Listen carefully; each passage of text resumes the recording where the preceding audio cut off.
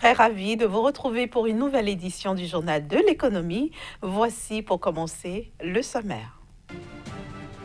La Turquie envisage d'intensifier ses relations avec l'Algérie.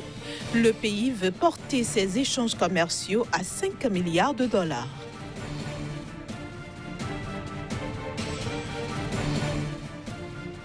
Le Nigeria opte pour un prêt de 1 milliard de dollars pour booster la mécanisation agricole. Le pays tend la main à des banques internationales.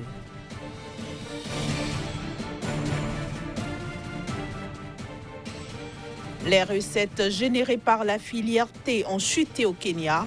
Elles ont baissé de 16,4% en 2019.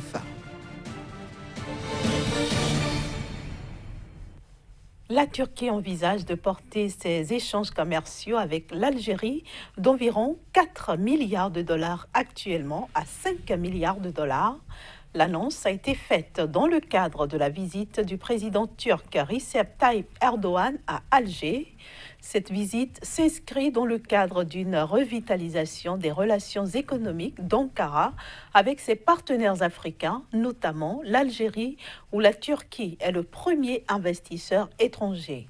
En 2018, le chef d'État turc avait déjà annoncé son intention de porter les échanges commerciaux turco-algériens à 10 milliards de dollars d'ici les prochaines années.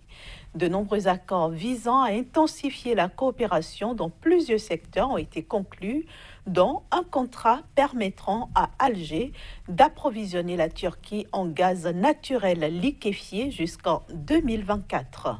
Un projet de création d'une zone de libre-échange entre les deux pays a également été évoqué. Le gouvernement du Nigeria va contracter un prêt de 1 milliard de dollars auprès de banques internationales afin de booster la mécanisation agricole dans le pays. 3 institutions bancaires devraient unir leurs forces pour fournir cette enveloppe, notamment la Banque islamique de développement, la Deutsche Bank et la Banque brésilienne de développement. 1 milliard de dollars, ainsi s'élève le prêt que le Nigeria envisage de contracter auprès de banques internationales. Objectif, booster la mécanisation agricole dans le pays. Ce prêt devrait provenir de la Banque islamique de développement, de la Deutsche Bank et de la Banque brésilienne de développement. Il transitera par la Banque centrale du Nigeria et serait assorti d'un taux d'intérêt de 3% par an ainsi que d'une période de remboursement de 15 ans. Le nouveau prêt est destiné à l'achat de 10 000 tracteurs et de 50 000 unités d'équipement et matériel qui seront assemblés au Nigeria. À ce volet s'ajoute la formation des bénéficiaires sur une période de 10 ans et l'installation de 780 centres de services de mécanisation agricole à petite échelle dans le pays. D'après les estimations du gouvernement nigérian, le taux de pénétration des tracteurs est de 7 sur une surface de 100 km² de terres cultivables.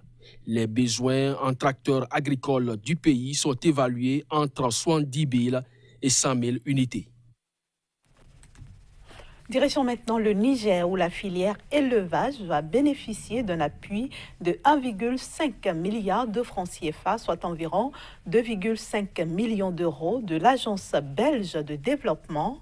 Cette donation a été matérialisée par la signature de 2 conventions, dont la première, d'un montant de 1,1 milliard de francs CFA, vise à accompagner près de 1500 promoteurs privés de la filière élevage dans les régions de Dosso et de Tahoua, à travers, bien sûr, le programme d'appui au développement de l'élevage. Il s'agira notamment de subventionner des projets des éleveurs de ces régions cibles. La deuxième enveloppe d'un montant de 399,6 millions de francs CFA sera utilisée pour financer des infrastructures dans des communes où est mis en œuvre le programme d'appui au développement de l'élevage. Il faut dire que globalement, ce don vise à améliorer les capacités d'accompagnement de proximité des promoteurs ainsi que la mise en œuvre de certaines activités visant l'amélioration de la gouvernance du secteur de l'élevage au Niger. Après un rebond en 2018, les recettes générées par la filière thé au Kenya ont affiché un retrait de 16,4% en 2019. En effet, la valeur des exportations a atteint 1,2 milliard de dollars contre 1,4 milliard de dollars en 2018. Ce repli serait dû, entre autres, à une récolte en berne avec 458 850 tonnes, soit environ 7% de moins qu'un an plus tôt. Après une année 2018 dans le vert, les recettes issues de la filière thé n'ont pas comblé les attentes au Kenya en 2019. Elles affichent un retrait de 16,4% selon les données du directoire du thé. En effet, la valeur des exportations a atteint en 2019 117 milliards de shillings, soit 1,2 milliard de dollars, contre 140 milliards de shillings, soit 1,4 milliard de dollars en 2018. À l'origine de ce repli, une récolte en berne avec 458 850 tonnes, soit environ 7% de moins qu'en 2018. Également en cause, le déclin des prix à l'exportation au centre d'enchères de Mombasa, passant d'une moyenne de 2,58 à 2,21 dollars au kilogramme sur fond de surabondance de l'offre sur le marché mondial. En 2017, le Kenya s'était fixé pour objectif d'atteindre 500 000 tonnes de production en 3 ans. Un objectif que le pays a approché en 2018 avec un volume de 492 900. La contre-performance de 2019 intervient avant l'échéance de cette ambition fixée à 2020 et que le pays pourrait manquer. Le directoire du thé anticipe cependant une hausse marginale de la production durant la saison 2020. Du côté des experts, on estime qu'une hausse de la valeur ajoutée reste indispensable pour diversifier les exportations face à la volatilité des prix. En effet, le fait que le Kenya ne transforme pas assez sa récolte le pénalise fortement par rapport à certains de ses concurrents.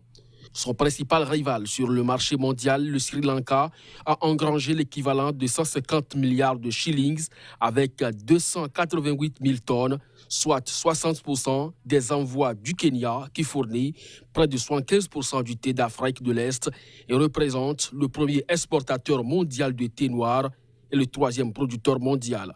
Ce paradoxe s'explique principalement par le fait que le Kenya exporte à près de 95% ses feuilles en vrac contre 50% pour le Sri Lanka qui fournit également, en plus des volumes de vrac, des produits à plus forte valeur ajoutée. Direction maintenant Madagascar avec Kazmi Pédion, notre chroniqueur qu'on retrouve dans un court instant.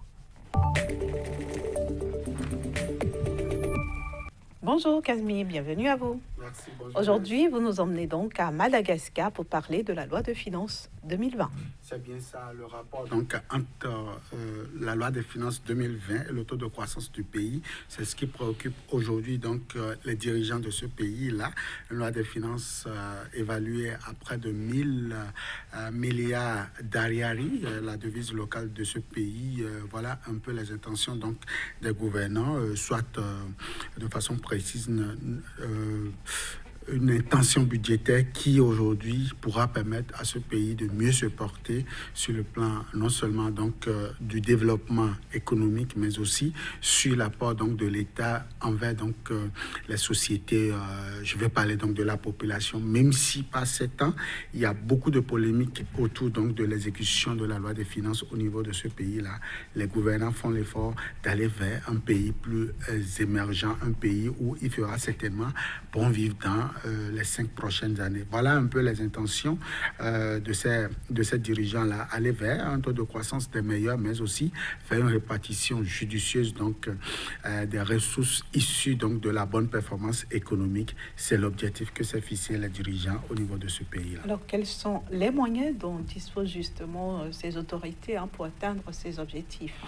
Alors, le premier moyen ici, c'est cette loi des finances-là que je viens tantôt donc d'énumérer, environ 9 625 milliards d'ariari, ce qui est donc prévu pour le compte de l'année 2020. Face à ça, les gouvernants ont donc élaboré un projet beaucoup plus structurant au niveau donc des 3 secteurs d'activité et principalement au niveau des 2 premiers secteurs, à savoir le secteur primaire, le secteur secondaire. En effet, pour le compte de l'année 2020, le gouvernement compte donc améliorer la prestation de la production agricole en allant à plus de 100 000 hectares de terres cultivables des meilleurs pour le compte donc de l'année 2020. Le gouvernement compte aussi mettre à la disposition donc des producteurs, notamment des jeunes producteurs au niveau donc des centres ruraux, des semences améliorées pour pouvoir donc permettre un bon rendement à la fin donc de la récolte, et tout ceci serait accompagné d'un secteur secondaire des meilleurs. En tout cas, c'est ce qu'affichent donc les intentions au niveau de ce pays-là. Et déjà, nous avons des structures comme la Banque africaine de développement et le fonds IDA, donc de la Banque mondiale, qui accompagne l'initiative de ce pays, notamment au niveau du secteur primaire. Et donc, pour le compte de l'année 2020, Madagascar aura l'assistance financière donc de la Banque mondiale et donc de fonds, de la Banque africaine pour véritablement promouvoir l'agriculture, mais aussi la transformation agricole. Les gouvernants comptent poursuivre donc la question des réformes, notamment au niveau du train de vie de l'État, pour pouvoir permettre également à l'État de mieux être plus rentable en ce qui concerne donc sa performance, pour pouvoir davantage drainer les recettes au niveau de ce pays-là. Voilà entre autres mesures donc que va prendre le pays pour pouvoir asseoir une bonne politique, pouvant permettre aujourd'hui à Madagascar d'afficher une des croissances des meilleures en termes donc de performance économique, mais aussi d'inclusion au niveau donc de sa population. Est-ce que le secteur privé se sent concerné par tout ceci? Est-ce qu'elle est impliquée? Elle est impliquée, mais se sent concernée pas du tout, parce que elle est montée au créneau pour dénoncer un certain nombre donc de mesures ne pouvant pas permettre au pays de mieux se porter. En tout cas, nous allons voir cet aspect de la chose dans les tout prochains jours, véritablement l'apport du secteur privé en ce qui concerne donc cette croissance-là au niveau de Madagascar. Merci à vous, Kazmi Pédior, d'être passé sur ce plateau. On se dit à vendredi.